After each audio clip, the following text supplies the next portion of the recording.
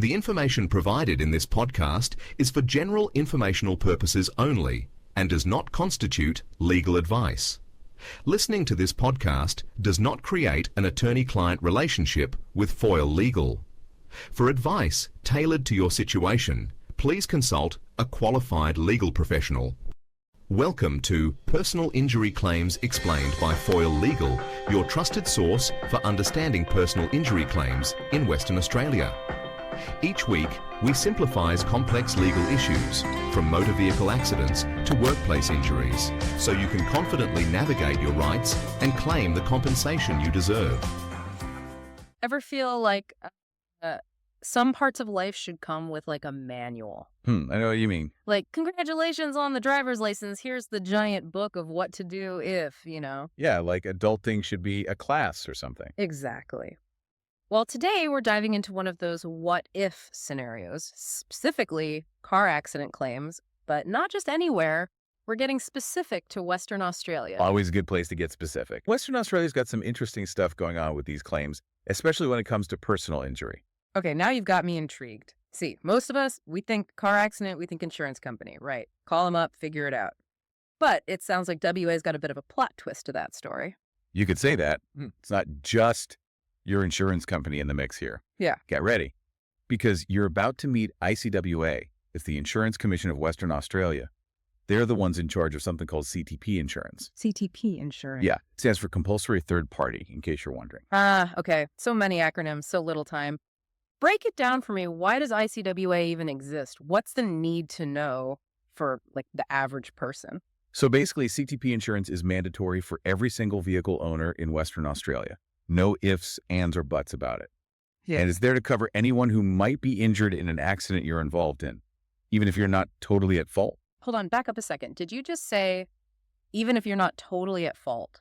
You heard right. That means, like, if you have passengers in your car, or even a pedestrian you might accidentally hit. Oh, wow. They're all covered under this CTP umbrella. Okay, see, this is why we do these deep dives.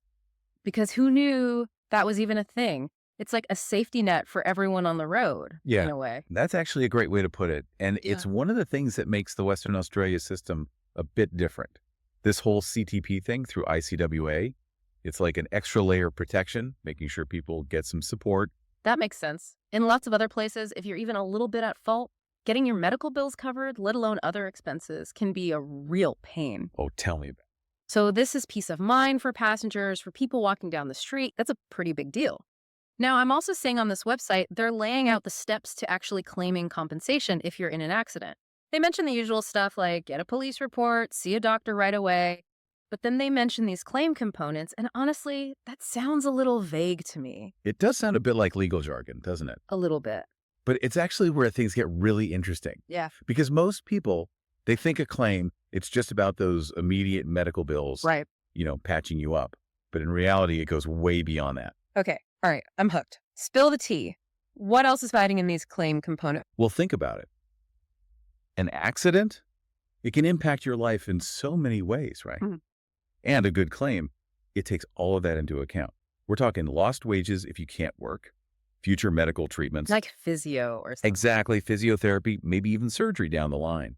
And even how the accident could affect your ability to earn a living in the future if you have lasting injuries. Wow. So it's not just about getting patched up after the accident. It's about the what ifs down the road. Exactly. It's about recognizing that the real cost of an accident, it often goes way beyond those initial medical bills. It's about trying to help you get back on your feet, financially and otherwise, after something disruptive like this. It's like they're trying to look ahead to how this event could impact your life, not just dealing with the immediate shock of it. Right, exactly. And that's where the specifics of like your actual injuries, those come into play too. Because not all accidents are created equal, right? Exactly. And this website, they use the example of whiplash. I thought it was kind of interesting because, whiplash, it's something everyone kind of gets. It's relatable. It's relatable, right? Sure. But even with something like whiplash, they point out, like, the settlement amounts can be all over the map.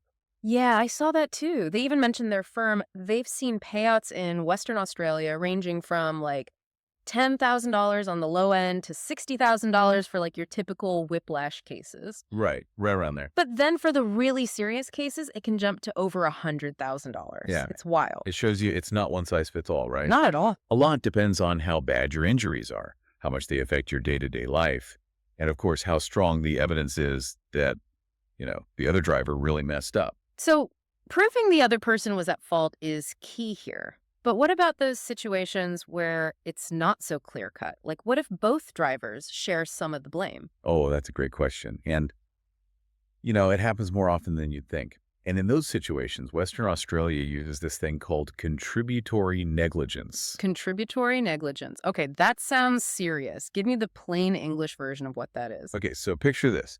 You got two cars, they get into a little fender bender. One driver, they were speeding, right? The other driver, maybe they forgot to use their turn signal. So both messed up a little, right? They share the blame. Exactly. And so with contributory negligence, their compensation, it gets adjusted based on how much they're each to blame. Let's say one driver, they're found to be 20% at fault. Well, their settlement might get reduced by 20%. So it's about splitting the responsibility in a sense. It seems a lot fairer than someone getting off scot-free because, the other person made one small mistake too. Exactly. It's about finding that balance, holding everyone accountable, but also making sure the people who need help, they get it. Makes sense. Now, this next part really stood out to me because, honestly, it's not something you think about right away after an accident. Dependency claims. Oh, right. This website mentions them, especially for families who've tragically lost someone in an accident. Right. Yeah, it's such a difficult thing to even think about, but it's so important to remember that, when a fatal accident happens, the impact of that, it goes way beyond just that immediate loss. It's life-changing for the people left behind. Absolutely. The site mentions something called the Fatal Accidents Act, 1959, and honestly, that name alone sounds pretty heavy. Can you break down what that actually means for families who are, dealing with something so unimaginable? Of course, yeah.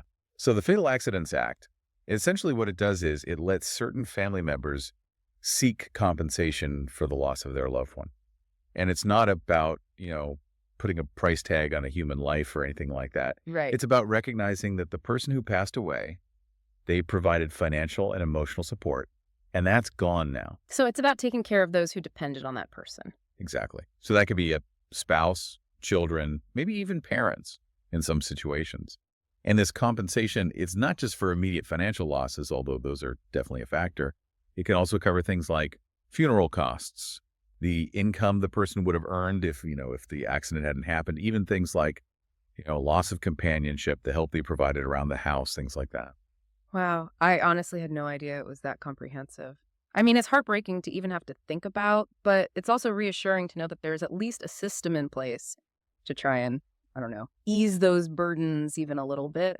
Yeah, absolutely. It's about providing some kind of security during a time that's just filled with grief and, just massive upheaval in their lives. And it really highlights why having legal guidance, especially during times like that, is so important. This website, they really emphasize that, and I think it's for good reason. Oh, absolutely. Because even without all the emotional weight of everything that's going on, just trying to navigate the legal stuff, the paperwork, it's a lot. You need someone on your side who actually knows what they're doing, fighting for your best interests so you can focus on, what matters most at a time like that. Exactly. And yeah, that actually brings us to another really critical point that this website makes that we haven't even touched on yet. The mental and emotional impact accidents can have. Oh, right. They mentioned that you can actually make a claim for things like psychological trauma, like PTSD, that stems from an accident, which really highlights that it's not just about broken bones and physical injuries, right? Absolutely not. It's true. We often focus on the physical injuries, but the mental and emotional toll, that can be just as significant, if not more so in some cases. Absolutely. And I think, for the legal system to recognize that, to recognize those things have value and deserve to be considered, that's a really big deal. Honestly, this whole deep dive, it's really been eye-opening, seeing how Western Australia approaches all of this. Mine too. I feel like we've unearthed some real gems from this law firm's website. But even with all this newfound knowledge, I can imagine actually going through something like this, it could still feel really overwhelming. Oh, for sure. It's a lot to take in, especially when you're already dealing with the stress of an accident. I think if there's one big takeaway here, it's the importance of being informed, Yeah. Be proactive. If you're ever in that situation, especially in Western Australia, Knowing your rights and, maybe even reaching out to a legal expert early on, that can make a world of difference. Yeah, don't just skim that website, really let it sink in. But speaking of Western Australia, we've been laser focused on them today, and it's got me thinking, what about the rest of Australia?